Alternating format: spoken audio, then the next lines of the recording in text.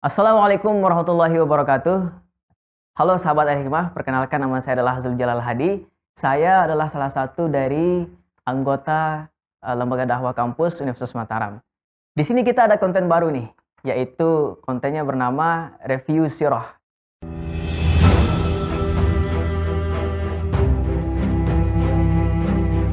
Audio Jungle.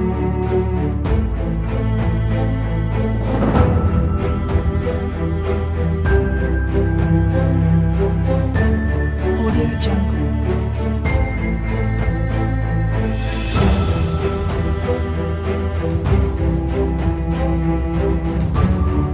Audio Jungle.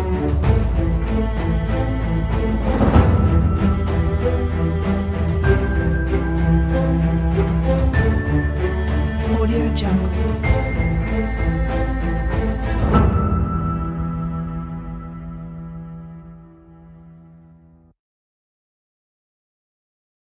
Di mana kita di sini akan mereview tentang 10 sahabat yang dijamin masuk surga oleh Allah Subhanahu wa taala, atau the story of Ahlul Jannah. Di mana kita akan memulai story ini, yaitu pembahasannya mengenai Abu Bakar. Tapi sebelum itu, apakah sobat Al-Hikmah sudah mengenal tentang Abu Bakar? Sepertinya banyak yang bilang sudah kenal Kak, seperti itu. Pertanyaan kakak adalah kenalannya di mana? Nah, bagi yang teman-teman yang mungkin istilahnya belum terlalu mengenal siapakah sosok Abu Bakar radhiyallahu taala anhu ini dan bagaimana kiprahnya dalam agama Islam seperti itu, nah mungkin di konten inilah kita nanti akan mengulas siapa Abu Bakar tersebut. Baik teman-teman sekalian, sahabat Al-Hikmah, berbicara tentang Abu Bakar radhiyallahu taala anhu, yaitu beliau adalah sahabat Rasulullah SAW. Saya memulai dengan sabda Rasulullah SAW yang berbunyi, sebaik-baik generasi adalah generasiku, dan setelah itu adalah generasi selanjutnya, dan setelah itu adalah generasi selanjutnya, dan setelah itu adalah generasi selanjutnya. Nah, dari sabda Rasulullah SAW ini mengindikasikan kepada kita bahwa generasi yang paling terbaik, generasi yang paling the best itu adalah generasinya para sahabat, yaitu di saat Rasulullah SAW ketika itu masih hidup. Dan di antara seluruh sahabat itu yang terbaik adalah Abu Bakar radhiyallahu taala anhu, yang diberi kejulukan As-Siddiq atau Abu Bakar As-Siddiq radhiyallahu taala anhu.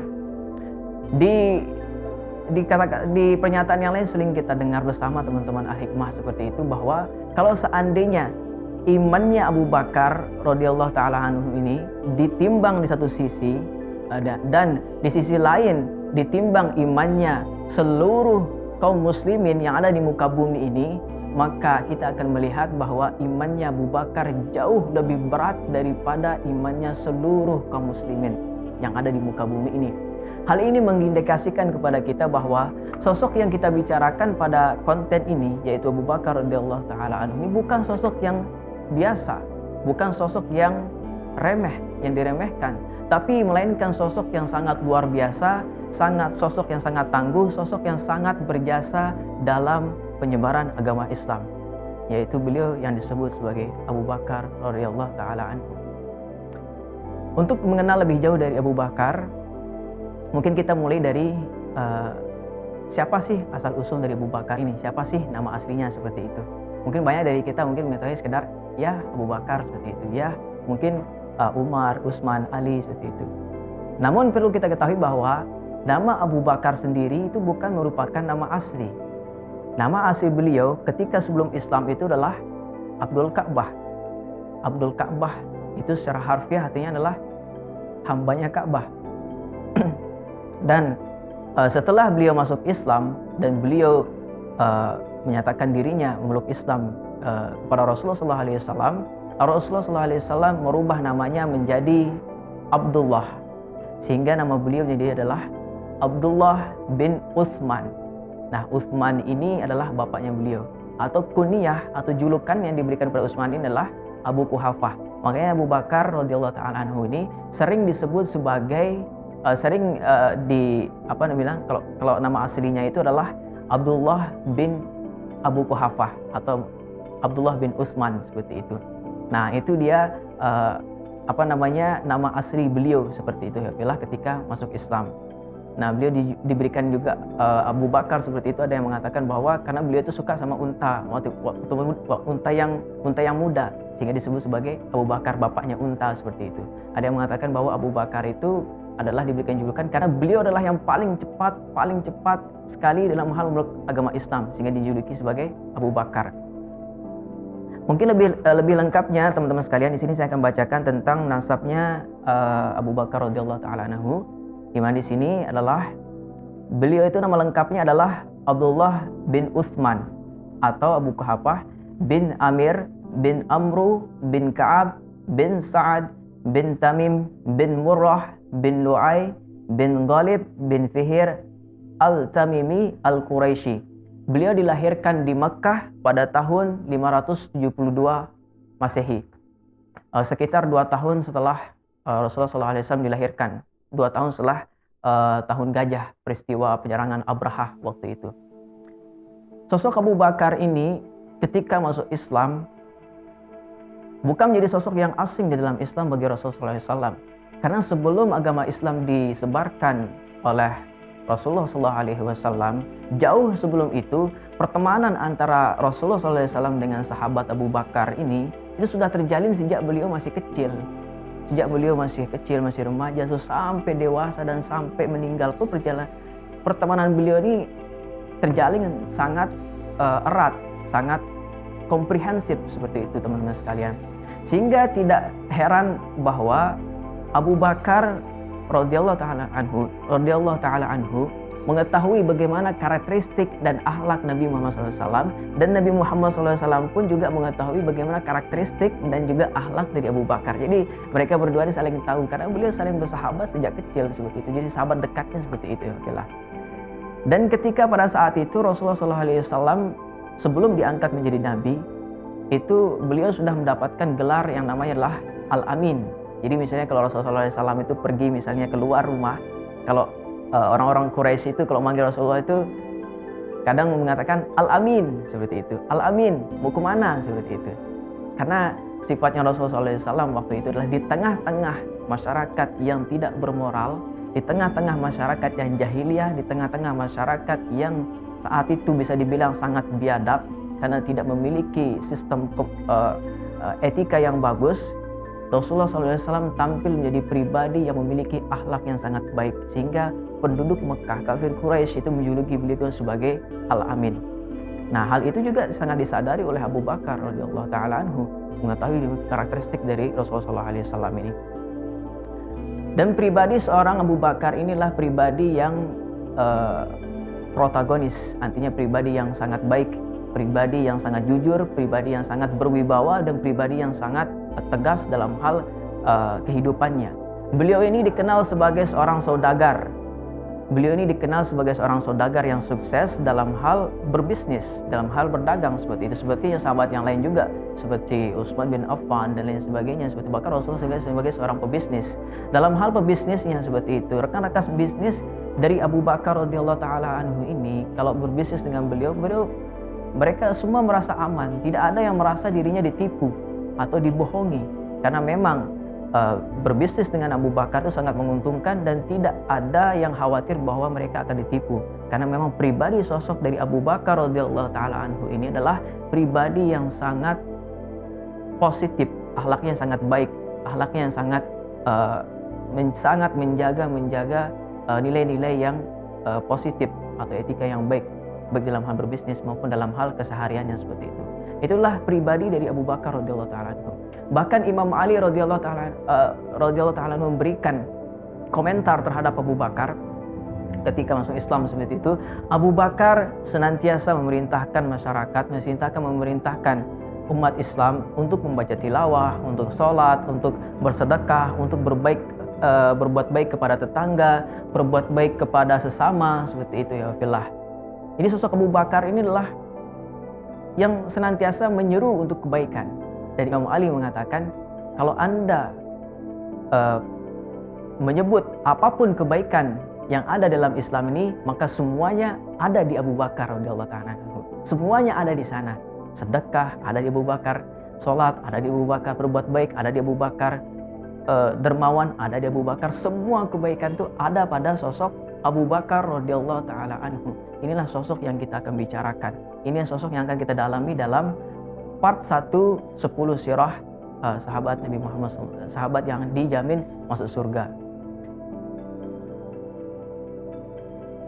Setelah Nabi Muhammad SAW menerima wahyu di Gua Hira, dan setelah itu muncullah atau Nabi Rasulullah SAW menerima wahyu untuk menyebarkan dakwah secara sembunyi-sembunyi, belum secara terang-terangan waktu itu.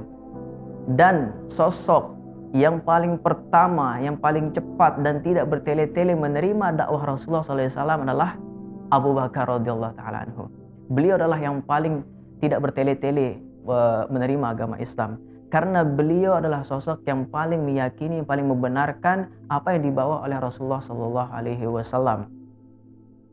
Karena memang Abu Bakar sudah mengenal Rasulullah SAW dari semenjak kecil. Jadi apa yang dikatakan Rasulullah SAW tidak banyak dikomentari oleh Abu Bakar, langsung diterima sami'na wa ta'na. Berbeda dengan orang-orang Quraisy di zaman itu, mungkin mereka membutuhkan proof, mereka membutuhkan bukti. Apa buktinya?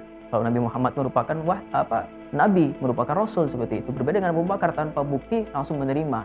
Karena Abu Bakar sangat meyakini, sangat mengimani bahwa Rasulullah SAW tidak akan pernah berbohong. Beliau sangat cepat seperti itu, hafilah. Selain dari Khadijah, selain dari Ali radhiyallahu ta'ala anhu dan lain sebagainya, seperti itu, hafilah. Nah, ketika Abu Bakar masuk Islam di saat awal-awal dakwah Islam seperti itu, dari tangan Abu Bakar inilah Allah Subhanahu wa ta'ala memberikan hidayah ke beberapa sahabat, yang dimana sahabat-sahabat yang dibawa oleh Abu Bakar ini memiliki keimanan yang sangat tangguh seperti gunung, memiliki keteguhan hati seperti gunung, membawa sahabat-sahabat yang memiliki keteguhan hati yang tidak tergoyahkan laksana gunung. Dari tangan sosok Abu Bakar lah beliau ini Islam. Seperti siapa itu? Utsman bin Affan, Zubair bin Awam, Sa'ad bin Abi Waqqas, dan juga Abdurrahman bin Auf, dan lain sebagainya. Mereka adalah sosok-sosok sahabat yang menjadi pilar terdepan yang paling tangguh membela agama Islam. Dan beliau ini diislamkan lewat perantara tangannya Abu Bakar radhiyallahu ta'ala anhu. Dan grup inilah yang disebut sebagai as-sabiqunal awwalun, atau orang-orang yang terdahulu masuk dalam Islam, memeluk Islam untuk menyebarkan agama Islam, kemudian mengembangkan sayap-sayap dakwahnya, seperti itu, hafilah. Jadi tangan Abu Bakar lah jasa Abu Bakar lah sahabat-sahabat ini memeluk agama Islam, seperti itu. Dan ketika agama Islam ini mulai menyebar, mulai secara terang-terangan sudah diketahui oleh masyarakat Quraisy waktu itu, salah satu sahabat Bilal radhiyallahu ta'ala anhu mengalami nasib yang sangat menyedihkan, seperti itu, ya fillah, yaitu beliau disiksa oleh majikannya adalah Umayyah. Nah, beliau disiksa. Mungkin teman-teman sahabat Al-Hikmah sudah tahu bagaimana penyiksaan Bilal radhiyallahu ta'ala anhu. Beliau dibaringkan di padang pasir, dan setelah itu ditaruh batu yang sangat besar di atas dadanya, sehingga kulit daripada Bilal ini melepuh. Bayangkan ya fillah, begitu sakitnya yang dirasakan oleh Bilal. Sakit sekali yang dirasakan penyiksaan akibat dilakukan oleh Umayyah. Dan penyiksaan tersebut karena keimanan, ya fillah. Bukan karena harta, bukan karena dunia, tapi karena keimanan, seperti itu. Dan melihat kondisi itu, ketika melihat fenomena itu, sampailah fenomena itu ke Abu Bakar, langsung Abu Bakar datang menemui Umayyah dan langsung membeli Bilal dan memerdekakan Bilal dan memerdekakan Bilal, sehingga Bilal tidak lagi terikat dengan Umayyah. Dan kemerdekaan Bilal itu sendiri pun yang dari budak itu juga merupakan jasa dari Abu Bakar radhiyallahu ta'ala anhu. Itulah ketika dakwah sedang dilaksanakan di periode Mekah.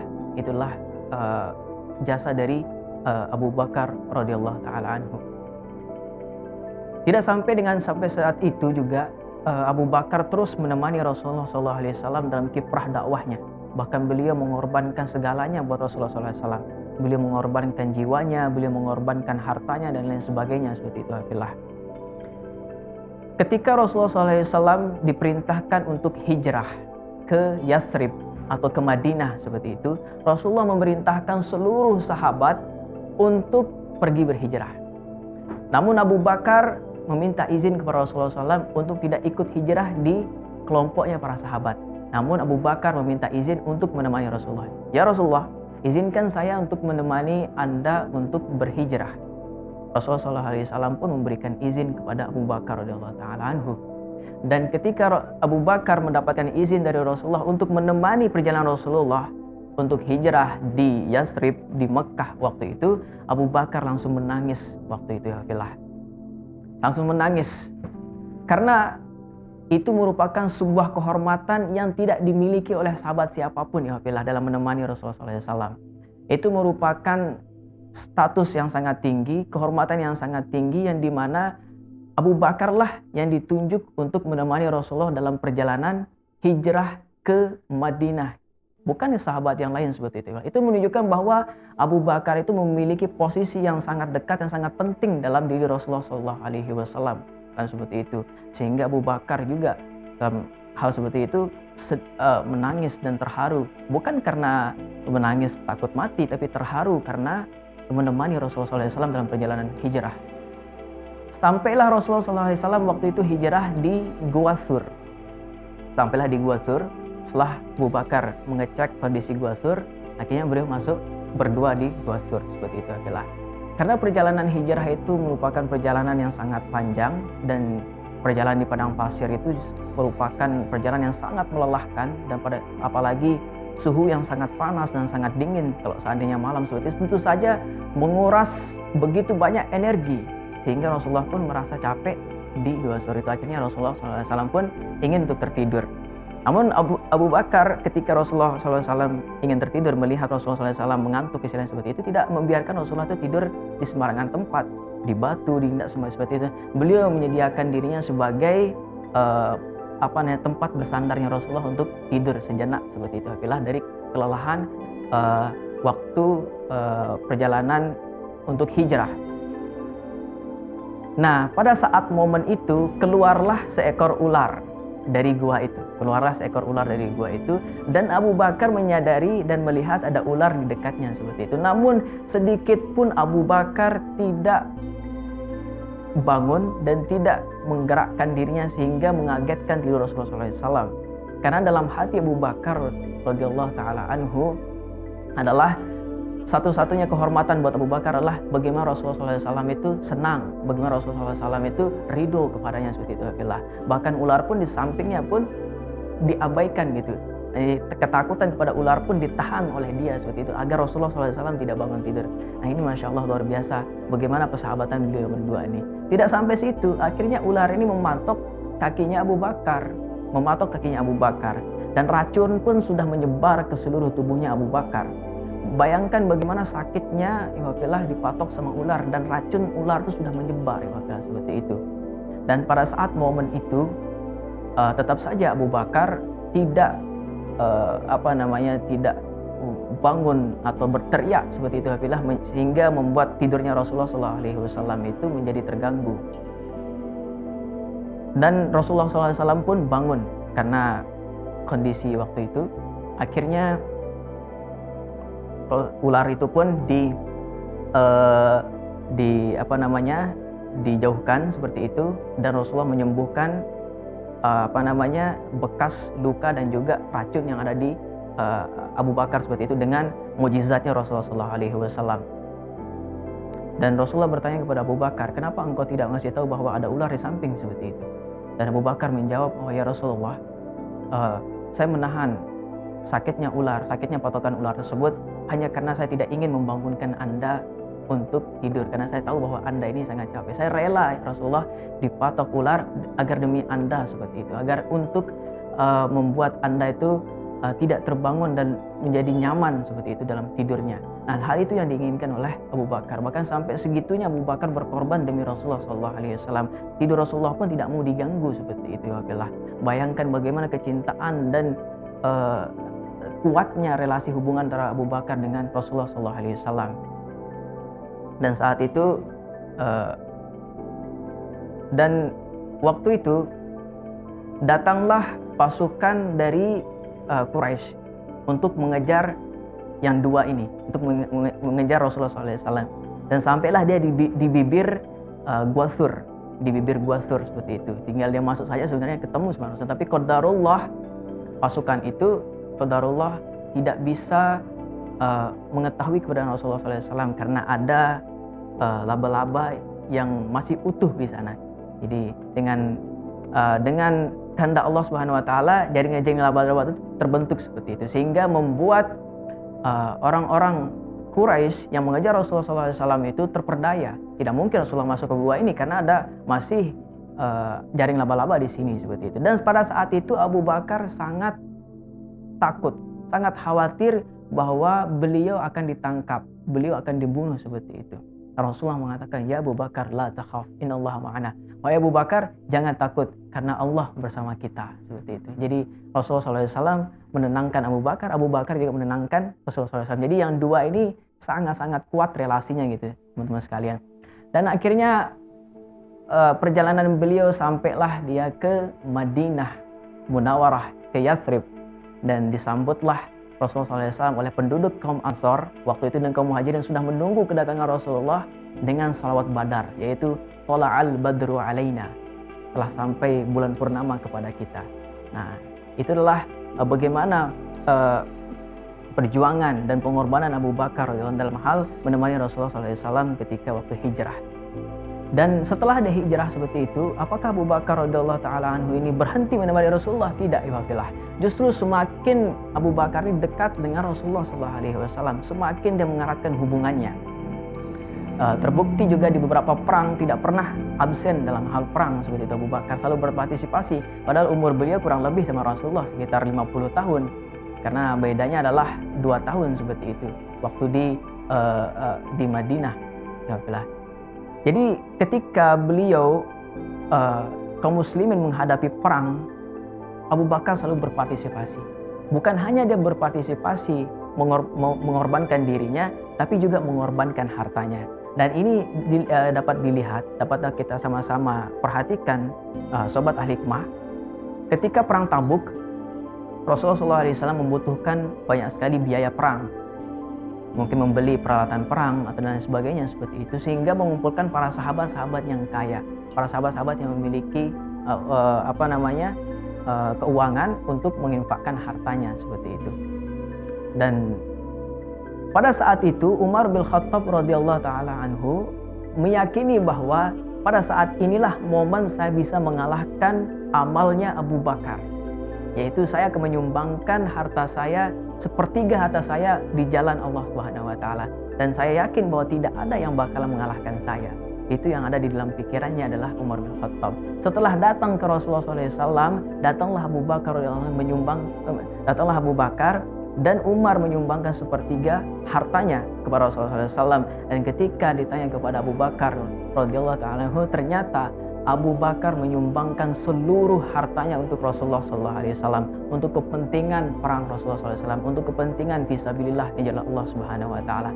Dan Umar radhiyallahu taala pun memberikan komentar, memang yang satu ini Abu Bakar nih mungkin selamanya saya tidak akan pernah mengalahkan bagaimana keimanan dan juga amal dari yang dilakukan oleh Abu Bakar radhiyallahu taala anhu. Bayangkan teman-teman sekalian, seluruh hartanya diinfakkan, seluruh hartanya diberikan oleh Rasulullah SAW. Bahkan Rasulullah bertanya kepada Abu Bakar, apa yang kau tinggalkan bagi keluargamu kalau seandainya seluruh hartamu ini diinfakkan? Apa yang kamu tinggalkan buat istrimu? Apa yang kau tinggalkan buat anakmu? Seperti itu. Abu Bakar menjawab, saya tinggalkan Allah dan Rasulnya untuk mereka. Masya Allah. Jadi itu membuktikan bahwa Allah dan Rasulnya itu jauh lebih mahal bagi Abu Bakar daripada harta dunia dan seluruh isinya. Seperti itu ya filah.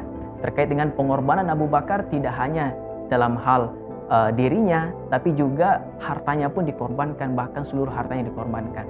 Hal inilah yang membuat sedikit di kalangan ulama seperti itu, apakah boleh kita istilahnya mengorbankan seluruh harta kita gitu untuk kepentingan dakwah?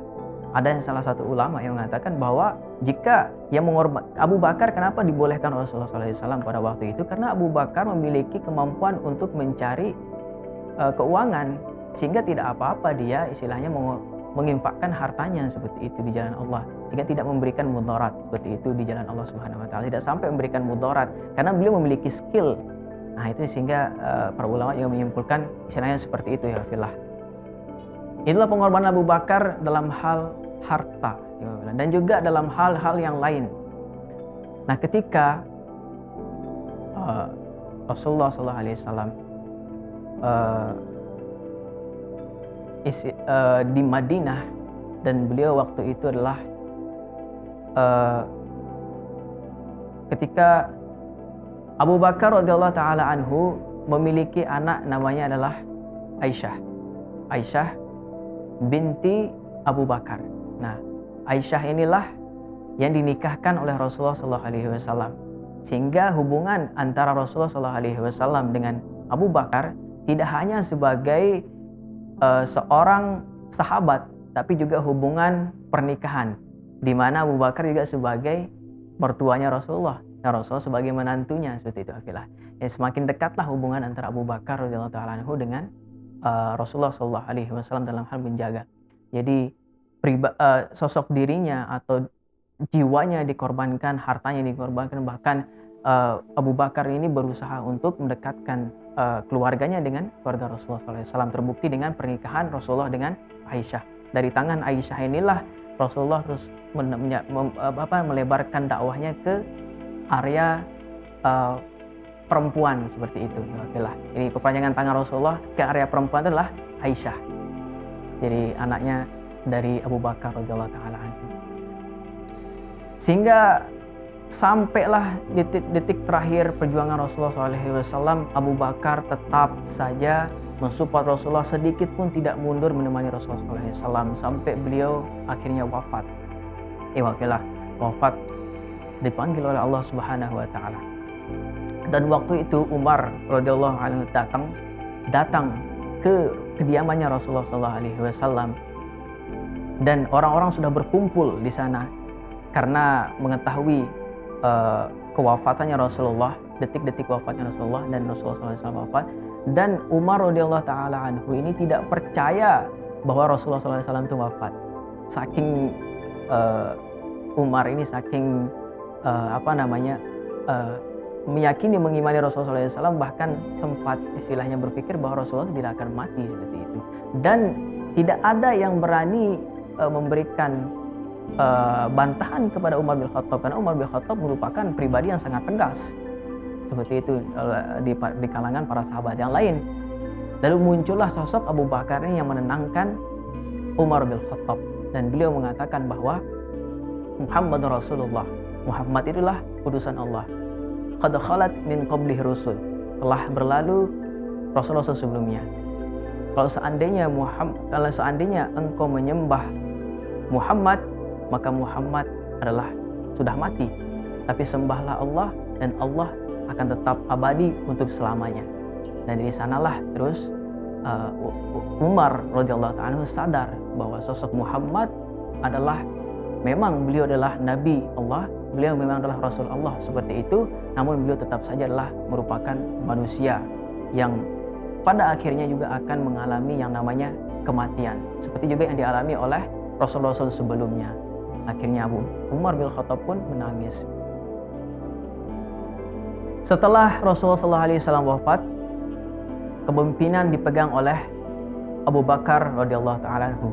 Beliau adalah menjadi khalifah pertama yang menggantikan Rasulullah SAW dalam posisi pemerintahan, tapi bukan dalam posisi kenabian, karena tidak ada nabi setelah Rasulullah SAW.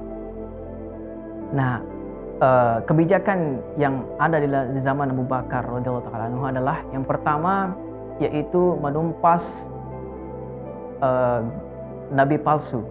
Nah, jadi di zaman Rasulullah SAW, di zaman pemerintahannya Abu Bakar radhiyallahu ta'ala anhu itu, ketika Rasulullah sudah wafat, banyak dari kalangan bermunculan istilahnya itu nabi-nabi palsu.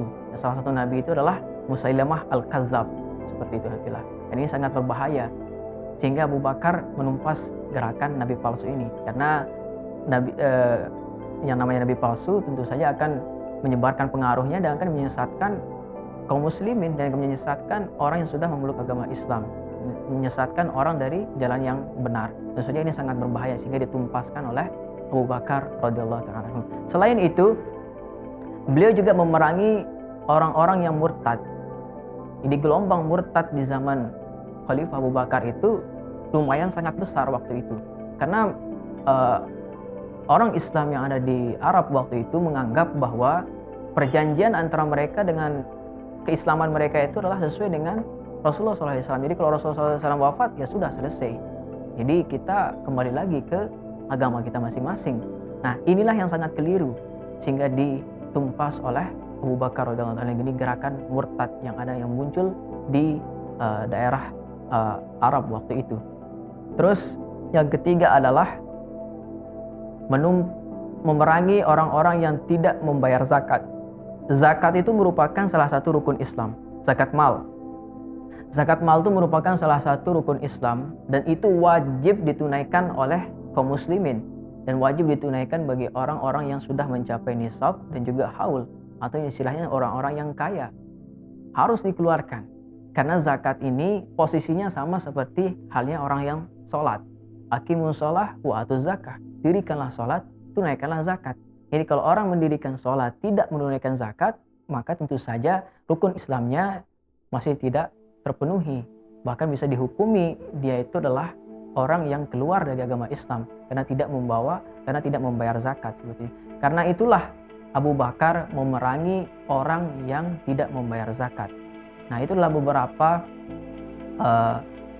kebijakan-kebijakan yang diambil oleh Khalifah Abu Bakar radhiyallahu taala anhu semasa beliau menjadi khalifah seperti itu. Selain itu juga kodifikasi Al-Quran terjadi di masa beliau, karena banyak sekali para syuhada, para sahabat yang bergulir di medan perang, sehingga Abu Bakar mengusulkan untuk pembukuan Al-Quran. Dan akhirnya pada awalnya beliau menolak, tapi pada akhirnya beliau menyetujui apa yang dilakukan oleh apa yang diusulkan oleh Umar radhiyallahu anhu untuk kodifikasi Al-Quran seperti itu. Dan itu terjadi di zaman kehilafahannya Abu Bakar As-Siddiq. Beliau berkuasa sekitar 2,5 tahun. Nah, dalam waktu 2,5 tahun ini beliau mampu menjaga stabilitas, keamanan dan kenyamanan umat Islam, dan persebaran dakwah umat Islam terus melebar sampai ke daerah-daerah di Jazirah Arab dan sebagainya seperti itu. Alhamdulillah, sampai terus puncaknya, sampai sekarang kita tahu bahwa umat Islam tersebar di seluruh dunia. Dan pada akhirnya Abu Bakar radhiyallahu taala anhu dipanggil oleh Allah Subhanahu wa taala, dipanggil oleh Allah Subhanahu wa taala, dan juga dan istilahnya wafat seperti itu. Dan kita tahu bahwa iwafillah, setelah beliau wafat, beliau dikuburkan di samping kuburannya Rasulullah SAW. Jadi kalau kita misalnya lihat di di internet atau di televisi seperti itu, itu bagaimana kuburan Rasulullah SAW itu di sampingnya adalah ada kuburan Abu Bakar radhiyallahu taala. Itu artinya adalah sampai-sampai Abu Bakar pun ketika sudah wafat, meninggalkan dunia ini seperti itu, persahabatan yang dijalin oleh yang keduanya ini tetap terjalin meskipun sudah meninggal. Bahkan kuburannya pun dia istilahnya berdampingan seperti itu, ya.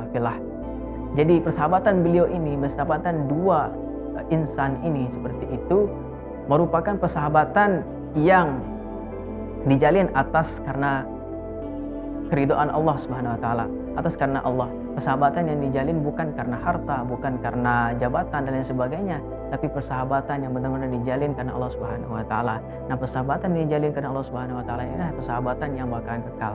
Jadi dua insan yang mulia ini bersahabat di dunia dan juga bersahabat di akhirat. Di persahabatan beliau ini membawa beliau menjadi pemimpin di dunia dan juga menjadi pemimpin di akhirat dalam hal menyebarkan Islam. Baik teman-teman, Sobat Ahli Hikmah, mungkin itu saja review Abu Bakar As-Siddiq yang mungkin pada saat ini yang bisa saya sampaikan seperti itu.